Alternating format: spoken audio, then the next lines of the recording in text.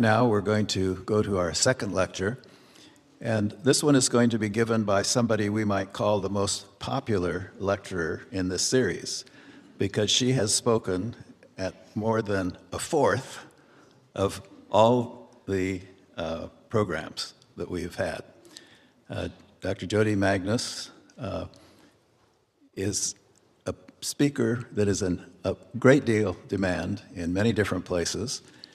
And originally, she had her PhD from University of Pennsylvania, but now teaches at the University of North Carolina, where she's a distinguished professor in an endowed chair. She's published at least 7 volumes, the latest on the archaeology of Qumran. She publishes many, many articles, many podcasts, and if you are a watcher of television, you'll often see her being interviewed about many different topics.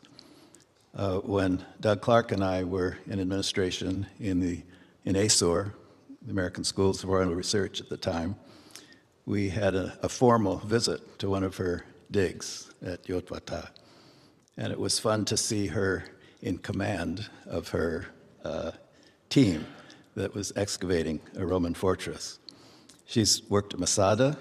Recently, of course, she's worked at Huqoq, a synagogue, which has an amazing floor, a mosaic floor, that has many, many different biblical scenes that are unique to that site.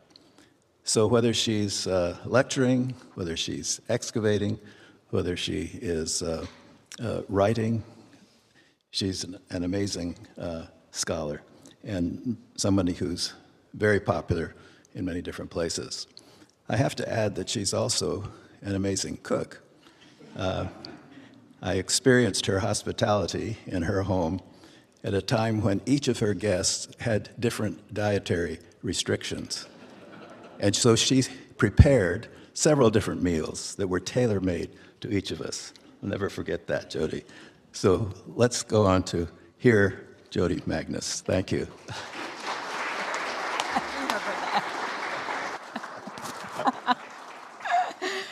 Thank you, Larry. Yes, I remember that dinner very well. I don't know, is there such a thing as an honorary Seventh-day Adventist? Because I feel at this point like I should be one, but thank you for having me back. I'm going to be giving you a quick overview of the archaeology of Qumran. As you can tell, I speak a little faster than Emmanuel does, but fortunately, a lot of the material that he covered overlaps with what I'm going to be talking about, and of course, he provided excellent background, so there are things that I don't need to go into at all. So first of all, this is great. Emmanuel already situated us and showed you where the site of Qumran is located. Emmanuel, of course, focused on the scrolls themselves, and I'm going to be talking about the archaeology of the site of Qumran, but of course that also does connect with the scrolls. And so what you can see here is a map showing you where Qumran is located on the northwest shore of the Dead Sea. And it's about, to give you, if you haven't been there, a sense of scale. Nowadays, it's about a half-an-hour drive from Jerusalem down to Qumran. And Emmanuel also showed you, if you go further south, you reach Herod's palaces at Masada. And what you see in the lower right slide is a view of the area around Qumran, because all along this shore, this western shore of the Dead Sea, you have this sort of rocky cliff that is pockmarked with caves, and those are the caves in which many of the scrolls were found.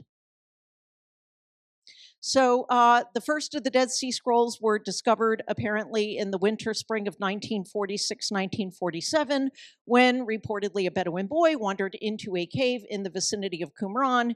He called other members of his tribe. They came, they found a row of tall cylindrical jars like the ones you see here in the middle, covered with bowl-shaped lids. Reportedly, at least some of the jars contained scrolls, which they removed from the cave.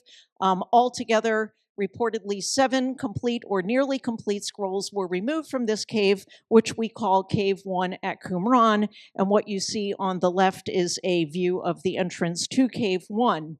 Now, those scrolls eventually made their way into the hands of scholars. There's a long story behind it. Emmanuel told you part of that story. And you have to realize that when these scrolls surfaced, and basically they surfaced at this point on the antiquities market, they had no archaeological context. So nobody knew where they came from. Nobody knew what their date was, what the date of the scroll was, and they didn't even know if they were really authentic ancient scrolls. And it took a little while for scholars to figure out that these were, in fact, authentic ancient scrolls that came from the vicinity of the site of Qumran. And as Emmanuel mentioned, it was Elazar Lippus Huqoq who apparently was the first to recognize that these were authentic ancient scrolls dating to about the time of Jesus. And so by the time all of this was realized, it took a few years.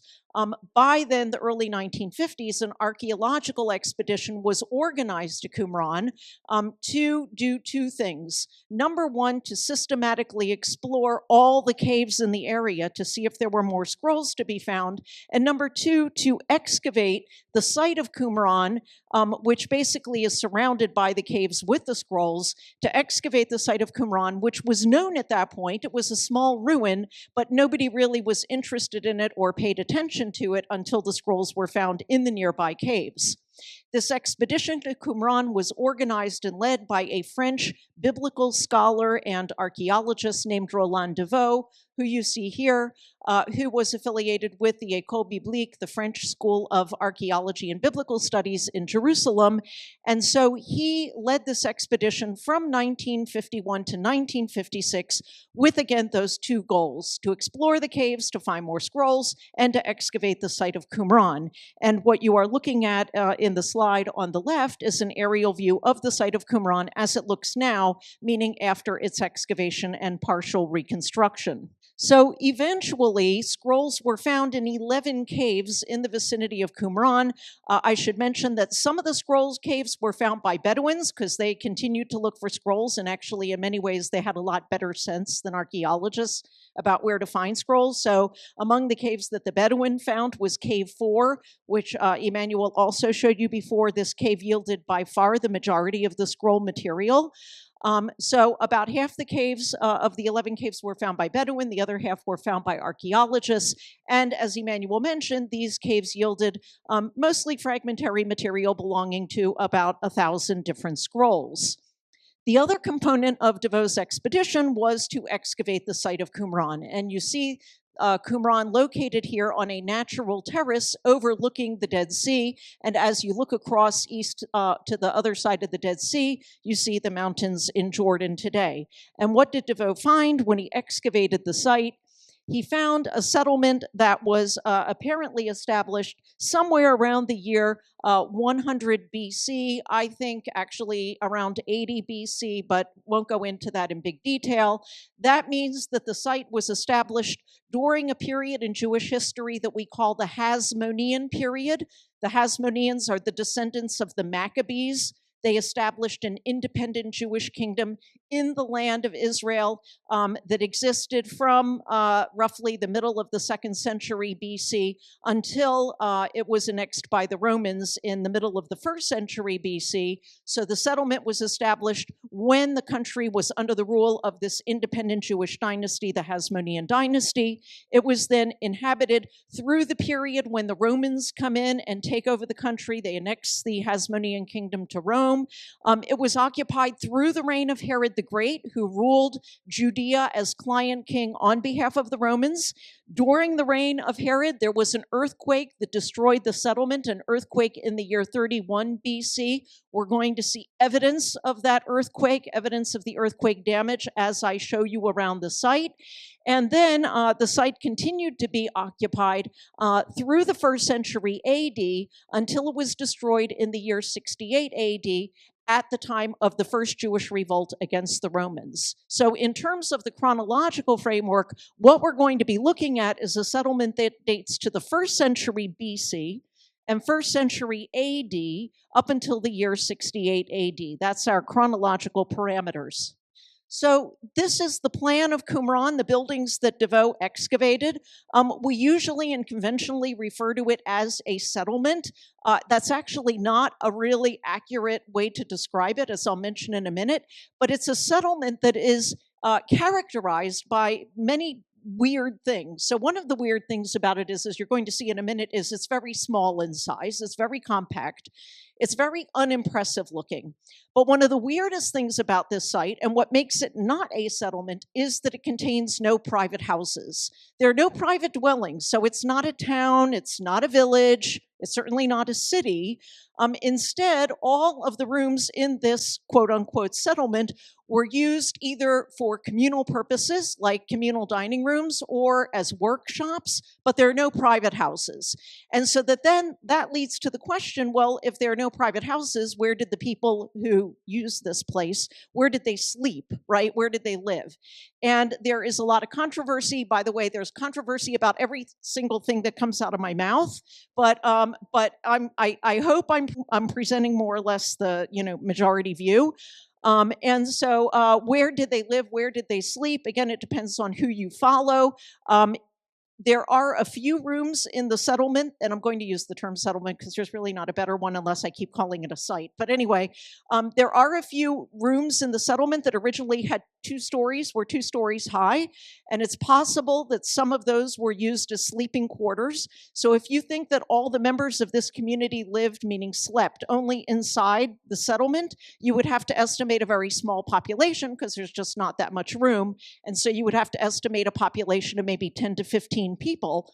But if you think, as I think following DeVoe, that most, if not all, of the members of this community slept, not inside the settlement, but outside it, in tents and huts and some of the caves surrounding it, then you can reasonably estimate a larger population of maybe 100 to 150 people maximum. So that's about the settlement. And so as we go through it now, we're going to look at some of the weird features, and we're going to look at them in succession. I'm going to take you on a slide illustrated tour where we start now at the northern end, and we're going to look at this structure, which is a 2-story high watchtower. And then we will go into the middle of the settlement and look at this room, which Emmanuel also showed you and mentioned, which DeVoe identified as a scriptorium or writing room. And then we're going to look at this room at the southern end of the settlement, which is the largest room. Because it's the largest room, DeVoe identified it as an assembly hall. And because in the room next to it here, he found a pantry of dishes, DeVoe identified this big room also as a communal dining room. So we're going to look at the communal dining room / assembly hall and the pantry of dishes. And then we will look at one of the workshops, specifically a potter's workshop in the southeast corner of the settlement. And then we will look at a large cemetery located on the plateau to the east of the settlement. Okay, so that's the order that we're going to go in. And once we have our archaeological tour of the site, then we will talk about the connection to the Dead Sea Scrolls and how they help us with the archaeology and vice versa. So here's the tower as you see it today. And some of you out there may have visited Qumran, right? So you may recognize this. Today, when you unload off the buses, you climb up the steps here to the top of the tower. The tower originally was 2 stories high. And when you get to the top of the tower, and by the way, why is there a tower here? Because in times of trouble, the inhabitants could put sentries on top of the watchtower, could put guards up there to see if an enemy was approaching, and they could also take refuge in the tower if they needed to. So today you can walk up these modern steps to the top of the tower, and when you stand up there, you find yourself looking over the site, and here it is. This is pretty much the whole thing. And I like to say that I love to take people to visit Qumran because whenever they get there, they're always disappointed. And they're always disappointed for a couple of reasons. Number one, most people who visit Qumran do a day trip down from Jerusalem. So you leave Jerusalem early in the morning, you go south to Masada, you see Herod's palaces on top of Masada, which are visually spectacular, and then you start driving back north along the western shore of the Dead Sea and maybe stop at Ein Gedi for lunch or a swim or something like that. And then late in the afternoon, Before you get back to Jerusalem, you hit Qumran. And of course, everybody is psyched about Qumran because they've heard of where the Dead Sea Scrolls were found. And then you get there and this is it, right? So, it takes like 5 minutes for a normal person to kind of appreciate this, and then you go home. Now, what I'm going to do is show you around the site. So we're going to, from here, take a look at some of these rooms that I mentioned. So we're going to look at the scriptorium, or what DeVoe identified as the scriptorium here in the middle of the settlement. More on that in just a minute. Then we are going to look at the communal dining room and assembly hall that you see there in the back. Kind of hard to see from this angle, but there it is. And we're going to look at the pantry for dishes here. And we are going to look at the a view of Cave 4, which I showed you before, where you stand here, and if you look from here down, you can see Cave 4 below. We are going to look at the potter's workshop, but it's off in this corner, so really not visible on the slide. And the cemetery is off the slide here altogether, but we're going to look at that as well. So that's the order that we're going to go in. We're going to start now with the scriptorium. Now, the scriptorium here in the middle of the settlement was one of the rooms that had a second-story level originally. And what I'm going to show you in a minute is the furniture that DeVoe found that originally was at the second-story level, and it's that furniture that caused DeVoe to identify this room as a scriptorium. So what happened is that furniture originally is at the second-story level. In 68 AD, the site was burned down by the Romans, and when the site burned down, the second-story level collapsed down onto the ground floor. And so DeVoe found the remains of the second-story level with the furniture broken, lying on the floor of that room, and he picked up the pieces and had the furniture put back together. And what DeVoe found were these long, narrow tables and benches made out of mud brick and covered with plaster. Now, DeVoe identified this room as a scriptorium because mixed in with the debris he found, and Emmanuel showed you these, he found these things that you see on the right, which are inkwells. Now, by the way, in the slide, the inkwells look gigantic, but they're actually pretty small. They're like about that big. And this is what caused DeVoe to identify this room as a room where people had been writing scrolls, because there were inkwells mixed in with the debris, which sounds perfectly reasonable, of course. The question is, how did this furniture work? Because you might then think that if you're talking about scribes, that they sat on the benches and wrote at the tables the way that we write today. The problem is, and Emmanuel mentioned this, that in antiquity, that's not how scribes wrote. Scribes typically, that's, by the way, a custom that developed in medieval monasteries, right? So the way that scribes typically wrote in antiquity was to squat and to write with the material in their laps. So there's been a lot of controversy about how this furniture worked. Some scholars have suggested that maybe the scribes sat on the tables and rested their feet on the benches and then wrote like that. The problem is that the benches and tables are made of mud brick. And so if you sit on them, and you can see they're concave underneath, if you sit on them, your weight is going to cause them to crack and collapse. So that really doesn't work. So some scholars have suggested that maybe this wasn't a scriptorium at all. Maybe it was a room that was used for some different purpose, and DeVoe was wrong. For example, some scholars have suggested maybe it was used as a dining room, a triclinium, where you reclined and dined on the benches and ate at the tables the way that they did in the Roman world. The problem with that is that the benches are so narrow that if you try and recline and dine on them, you're going to roll off. So that doesn't work either. So basically, we don't know exactly how the furniture worked, but I think that DeVoe was right. And the reason I think DeVoe was right is because of the inkwells, because inkwells are an extremely rare find on archaeological excavations in Israel. Now, I'm not going to bore you with pottery, but that's my field of specialization. So I personally have sorted through tons, and that's not an exaggeration, tons of pottery from sites all over Israel, and I have had a very long career. And do you know how many inkwells I have found in all my years? I have found one inkwell until now. So they are very rare finds on archaeological excavations. To my mind, the presence of inkwells supports DeVoe's interpretation. And now let's think about what they were writing. They're not writing codices. They're not writing books. they're writing scrolls, which means that you have to take the individual pieces of processed animal hide, the parchment, and lay them out, the sheets side by side, in order to prepare a scroll. So these long, narrow tables would be ideally suited for laying out the sheets of parchment in order to prepare a scroll. So I actually think that DeVoe was right. Now, this also relates to what Emmanuel was talking about.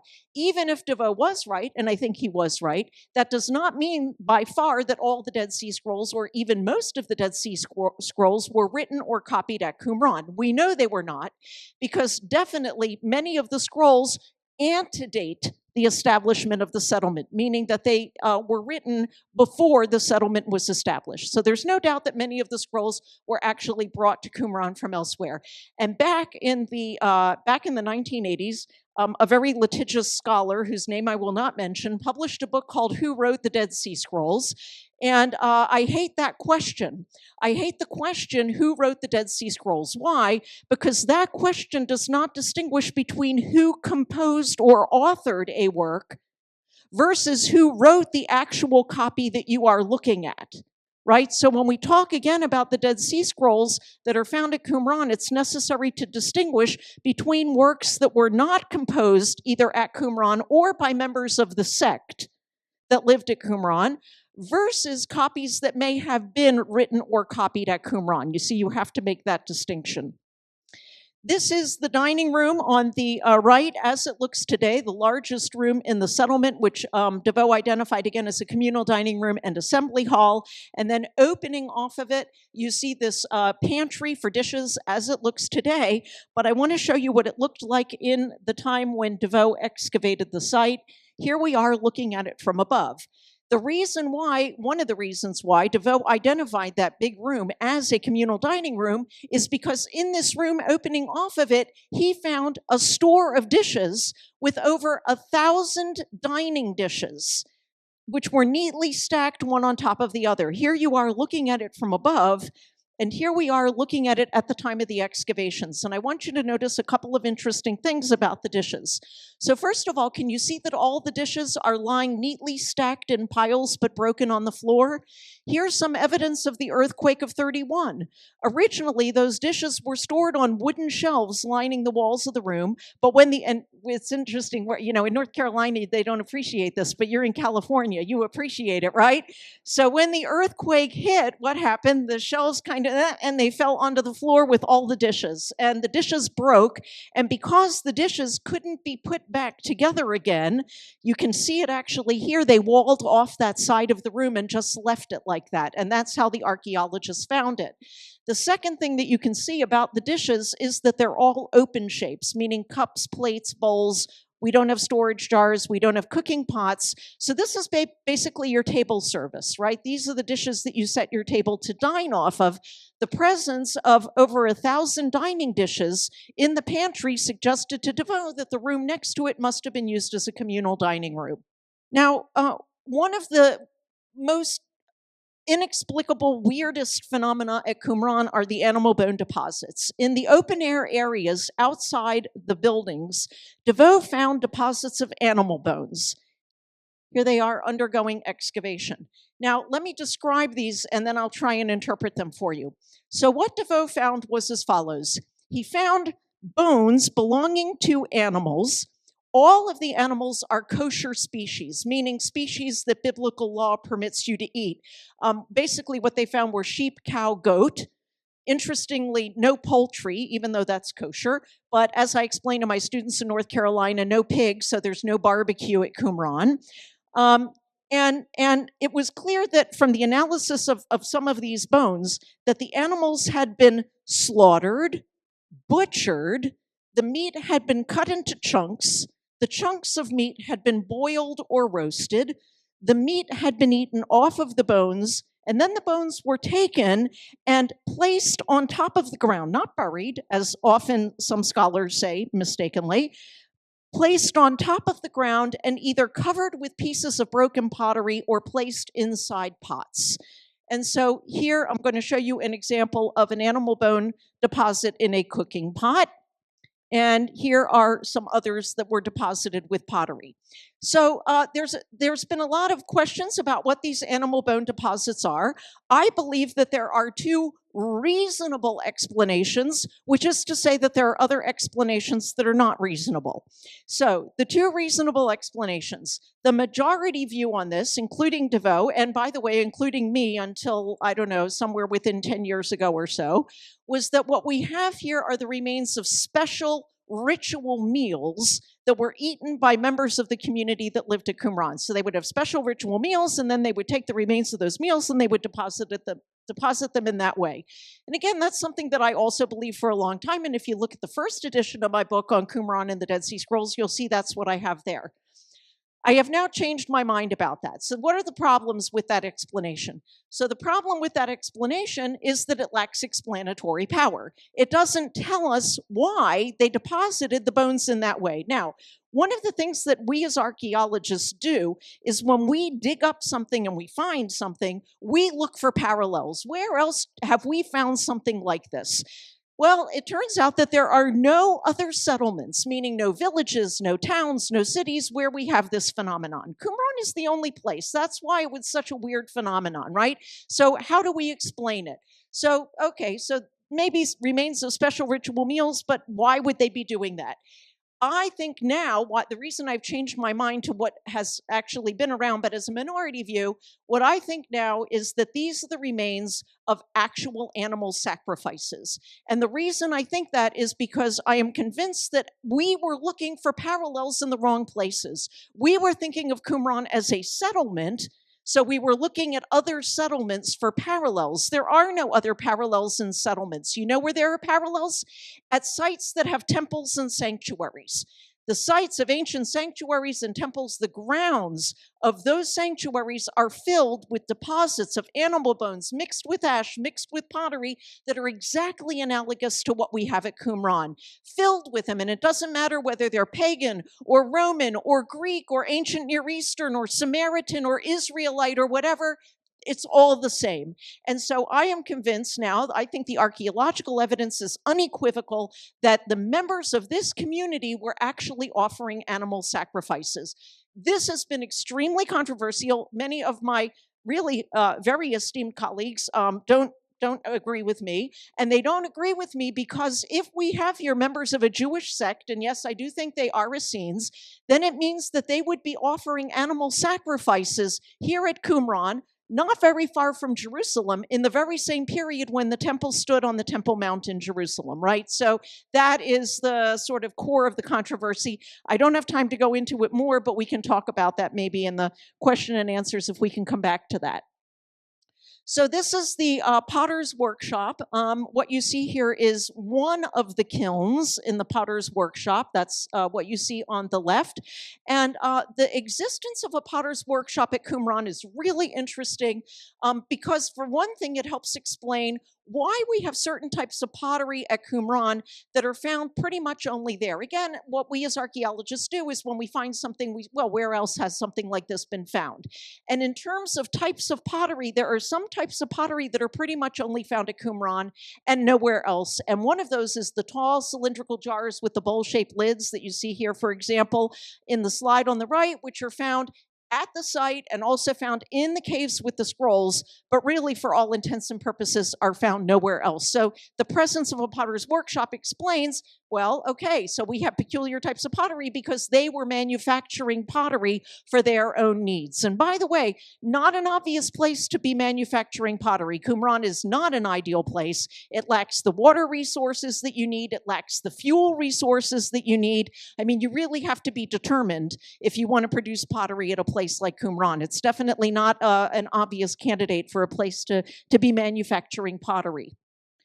And that actually connects in, why they're manufacturing their pottery connects in with the next feature of the site that I want to mention, which is a very extensive water system that runs through the site with a lot of pools for storing water, which you see here. And of course, there's been a lot of controversy about the pools for storing water. And the controversy basically is, Qumran is located in the desert. There are no sources of fresh water in the immediate vicinity. There's very little rainfall. So if you want to live here year-round, you're going to need to store enough water just in order to survive. So the question is, did they need all of the water that was stored in these pools just for the purposes of survival, or could it be that some of the pools were used for other purposes? Specifically, could some of the pools been used as Jewish ritual baths, what's called a mikvah, plural mikvaot? I agree with Ronnie Reich, who's an expert on ancient mikvaot, that at least 10 of the pools at Qumran were used as ritual baths. Now, how do you tell a ritual bath from a cistern for storing water? So here we have a view of one, and there's really the big tip-off here is the broad sets of steps that go from the top to the bottom. Those broad sets of steps identify this as a mikvah, as a ritual bath. Why? Because if you are, again, in the desert and you are going to dig a pool just to store water for the purposes of drinking, you are not going to take up valuable space in the pool with these broad sets of steps. And by the way, you're not going to exert the effort that you need to carve the steps unless you need the steps to walk up and down. The steps are there so that you can walk up and down them. You're not, if you're walking up and down the steps, it means you're immersing yourself in the water, right? So by definition, it's a Jewish ritual bath. And in fact, some of the ritual baths here, some of the mikvaot, have additional features that also don't make sense in a mikvah. For example, you see the low partitions running down the steps here, right? Those low partitions make no sense if it's just a cistern for storing water. But if it's a mikvah, they make very good sense because you would go down one side of the partition impure, immerse yourself in the water, purify yourself, and then come back up on the other side of the partition. So the partitions sort of separate the impure from the pure, right? Now, a lot of you out there are now nodding your heads because yes, that makes perfectly good sense. And yes, it is actually correct. But this concept of Jewish ritual purity in ancient Judaism is a concept that is very poorly understood, if it's understood at all, by most modern Westerners, including most modern Jews. But it is a concept that was central to the lifestyle of the Qumran community. So I need to explain it to you. So let's do a little bit now about this concept of Jewish ritual purity. So here's how it works. So basically, in the 5 books of Moses, right, in the Torah, there are laws that concern ritual purity. These laws stipulate that there are certain things that cause a person to become ritually impure. And you can divide the things that make a person ritually impure into 2 broad categories. 1, things that you touch, that you come into contact with, and 2, certain natural processes. Now, the things that cause ritual impurity look to us today to be very random. There's no real rhyme or reason about why some things cause ritual impurity and some things don't. There are many great scholars who have tried to figure it out, and there's no consensus. Nobody's ever really been able to explain it satisfactorily. But at any rate, those are the 2 broad categories. So accounting for the randomness, let me give you some examples. These are just examples of things that you touch. If you touch a lizard, if you touch mildew on the walls of a house, yeah, you're going to become ritually impure. Touching a corpse impurity, of course, is the worst kind of impurity. Natural processes. So, for example, for men, having a nocturnal emission, and for women, menstruation and childbirth, right, as examples of natural processes that will cause you to become ritually impure. Now, for most Jews and for most kinds of ritual impurity, the way to purify yourself once you become impure is that you need to immerse yourself in a pool of water, and specifically the Hebrew Bible says living water. Living water came to be understood by Jews as meaning undrawn water, water in a pool that cannot be mechanically filled. You can't take a hose, you can't take a bucket and fill the pool that way, but any natural pool of water, if there's enough water to immerse in it, is permissible. And so any natural body of water, like a river, a stream, a lake, a pool of water left after a rainfall, you can also dig a pool in the ground and dig a channel that starts at a natural source, and the water can run through it and fill it, and that will, also purify you. And so the way to purify yourself is you immerse yourself in this kind of pool of water, and then usually wait till a certain amount of time, usually till sundown, and you're pure again, right? Now, at this point, some of you may be thinking, oy vey, what a pain to be a Jew. I mean, what is this? Every time I become ritually impure, and by the way, this thing of becoming ritually impure, this is going to affect everyone. I mean, every living human being at multiple times during their life will inevitably become ritually impure, which, by the way, means that becoming ritually impure doesn't make you bad, doesn't make you evil, doesn't make you sinful. It just makes you ritually impure, right? But what's the thing? I mean, what kind of a way of life is this? To have every time I, become ritually impure, I touch a lizard, whatever, I have to go. Well, the fact of the matter is that most ancient Jews were not ritually pure on a regular basis and didn't have to worry about it, because the category of ritual purity was necessary mainly for entering the presence of the God of Israel. When you entered the presence of the God of Israel, you had to be in a state of ritual purity. And by the way, therefore, these laws of ritual purity apply only to Jews and not to Gentiles, because Gentiles weren't allowed into the presence of the God of Israel. Now, you might be thinking to yourself, but wait a minute, God is all around us. We're in the presence of God all the time. But ancient Jews believed that the God of Israel dwelled in his house, which was the Jerusalem temple. And so when you as a Jew, and by the way, Jesus and Paul took this for granted also, that when you as a Jew entered the presence of the God of Israel in his house, or produced tithes that were going to go to the Jerusalem temple or something like that, you had to be in a state of ritual purity. But otherwise, for most Jews on an everyday basis, it wasn't necessary, and they didn't worry about it, except, by the way, for one category of ancient Jew that did have to worry about being ritually pure on a more regular basis. And you know who that would be? The priests, right? So the priests would have had to observe ritual purity more regularly and at a higher level than most other ancient Jews. But otherwise, for most people, it wasn't a concern. Now, in a minute, we're going to zip back to Qumran. But I do want to mention before we go on that this concept of ritual purity also has nothing to do with hygiene or cleanliness in the modern sense of the word. Because these pools, for example, at Qumran, and I'm going to show you this in just a minute, were filled by flash flood waters. I think in the West you call them washes. These dry gullies where in wintertime you'll have a flash flood, water's flowing through them. So what the people of Qumran did was to build an aqueduct, which sounds like aqueduct, it sounds like the Pont du Gard. They basically dug a channel, and they had the water from the flash floods in the nearby riverbed, and the channel brought water and filled up all the pools. But here, you only have maybe one or two of these flash floods a year. So these pools were replenished with water maybe once or twice a year. And then over the course of the rest of the year, the water in the pools was used not just for ritual immersion, but for all other purposes, for drinking, for laundering your clothes, for watering your animals, for all purposes. And so by the time you got to the end of the dry season, the water was putrid. It was disgusting. It was disease-filled. It was whatever. If anything, ritual immersion probably spread disease rather than prevented it. And all of this, what I'm trying to highlight is that this concept of ritual purity has nothing to do with being clean or hygienic or anything like that. Again, it's this category rather than kind of a modern hygiene kind of a thing. And so the presence of so many ritual baths at Qumran is interesting. We have, again, at least 10.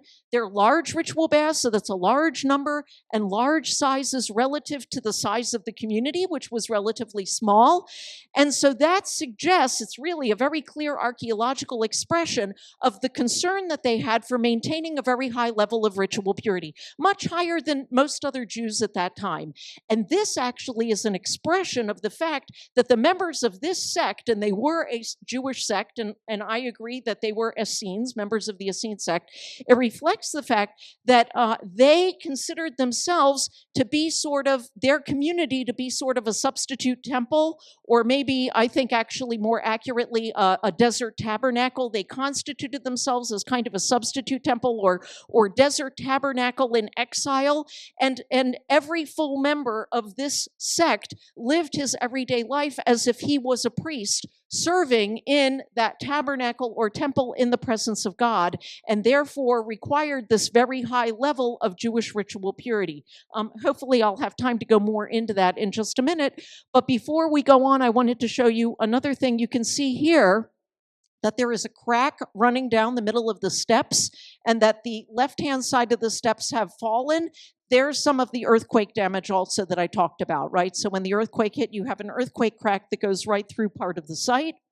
And here you can see the riverbed behind Qumran that has the flash floods in it. The aqueduct actually, or the channel actually starts here.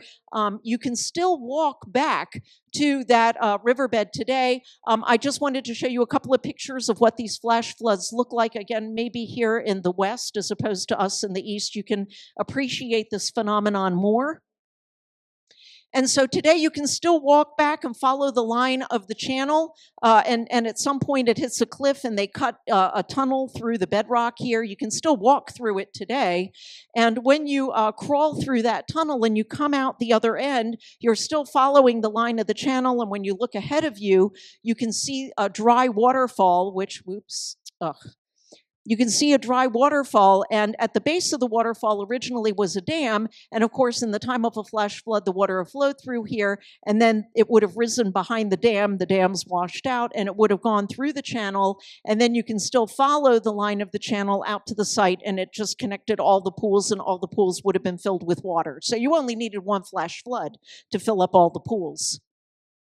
So if we go back to the top of the tower, we look east, we can see the area of the cemetery on the plateau to the east of the settlement. And here is the cemetery, and in fact, a little bit closer up, in case you didn't believe me, it says cemetery. And there are approximately 1,100 graves in this cemetery, of which 40 some have been excavated, so a very small sample, relatively speaking, have been excavated. Here I show you the graves that were excavated by DeVoe. The graves are scattered, mainly concentrated on the eastern plateau here, to the east of the settlement, but also some on hills to the north and the east and the south. And most of the graves, especially in the main part of the cemetery and on the hills to the north and the east, are oriented and dug in a very certain way. They're graves that are dug into the ground. I'm going to show you this in a minute. And they're all lined up in neat rows. And they're lined up so that the graves are oriented north-south. And the body of the deceased was to the south and the feet were to the north. So they're all kind of buried like that. And but if you look at the graves that are on the hills to the south, those are oriented randomly, and many of them are actually oriented east-west. A different thing is that in the main part of the cemetery here, where the graves are oriented mostly north-south, nearly all of the graves that DeVoe excavated, and I have them for you in blue, are adult male burials. And then what I've highlighted for you here in pink, there are 3 female burials, adult females in this part of the cemetery. But you can see that to the south, there are large numbers of women and children. And what we know now that DeVoe did not know in his time is that these burials to the south are relatively recent, that is modern Bedouin burials that have nothing to do with the original settlement at Qumran. And so if we exclude these from the picture, as we should, then we are left with an admittedly very small sample, but a sample of excavated graves that suggests that this community consisted overwhelmingly of adult men.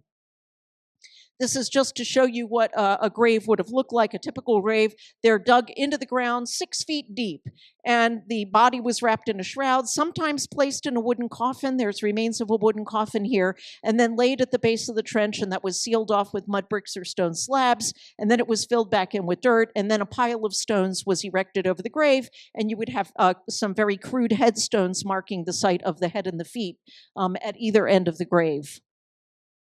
So how does this all connect in with the Dead Sea Scrolls? So fortunately for me, Emmanuel told you about the Dead Sea Scrolls, so I don't need to tell you about them. What I will say is that the Dead Sea Scrolls represent the a collection of literature, apparently pretty much all Jewish religious works, that belonged to the people who lived at Qumran and were deposited in the nearby caves, right? So this reflects their literature.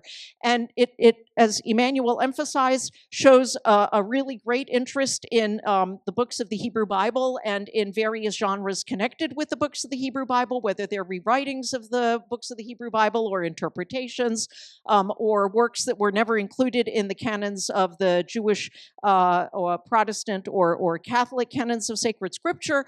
But, a lot of books in the sort of category of biblical literature and works that are related to biblical literature. But we also have among the scrolls works that are described as sectarian, meaning works that were written by members of this sect, not necessarily at Qumran, but members of this sect, which describe their distinctive beliefs and practices and worldviews. And examples of those would be the Damascus document and the community rule, the war scroll. And what we learn from these sectarian scrolls is that this was a sect which formed, well, again, when it formed depends on who you ask, but probably sometime around the first half of the 2nd century BC, or by, let's say, the middle of the 2nd century BC. It was formed by a group who believed that the current priesthood in the Jerusalem temple was impure, unfit to serve, that they had polluted the temple and its sacrifices, and they therefore withdrew. They constituted themselves, again, as a kind of substitute temple, or more accurately, a sort of a desert tabernacle. The sect consisted of members who lived all over the country. It was a very small group, by the way, but there were members of this sect who lived all over the country, including in Jerusalem.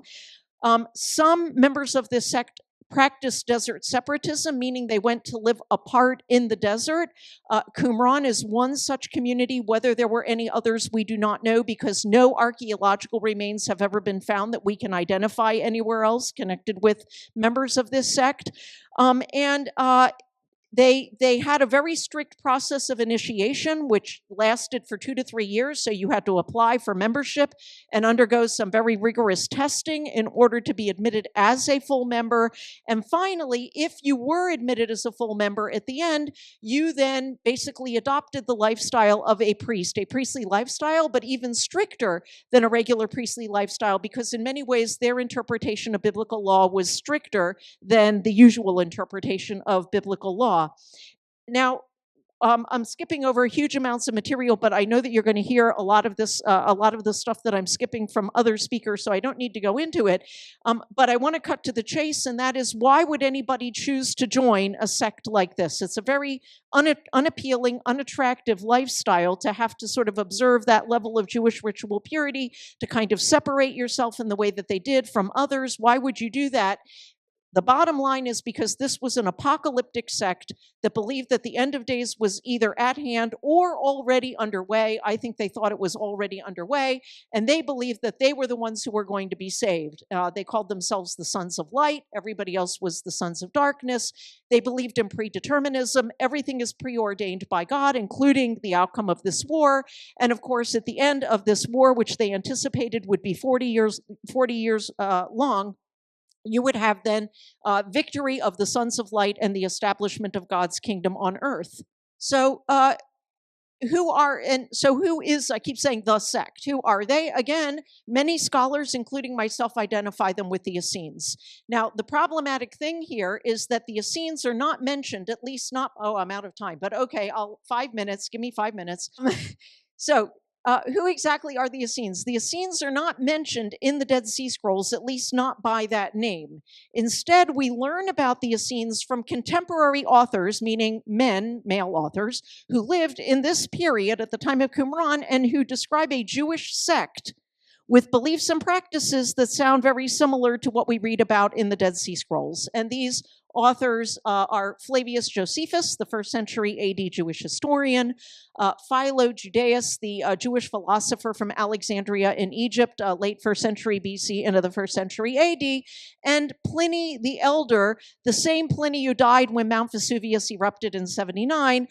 These authors talk about the Essenes. Pliny, by the way, is also the only one, even though he gives the most confused description and he was never nowhere near an Essene in his lifetime, but he's the only author who also tells us where they lived, and he places them on the western shore of the Dead Sea to the north of En Gedi, meaning in the same area where the site of Qumran is located. And so many scholars, including myself, identify the community that lived at Qumran as a group of Essenes, right? So that's basically the bottom line in terms of who lived there. And since I am out of time, I'm going to stop right now. But thank you all very much.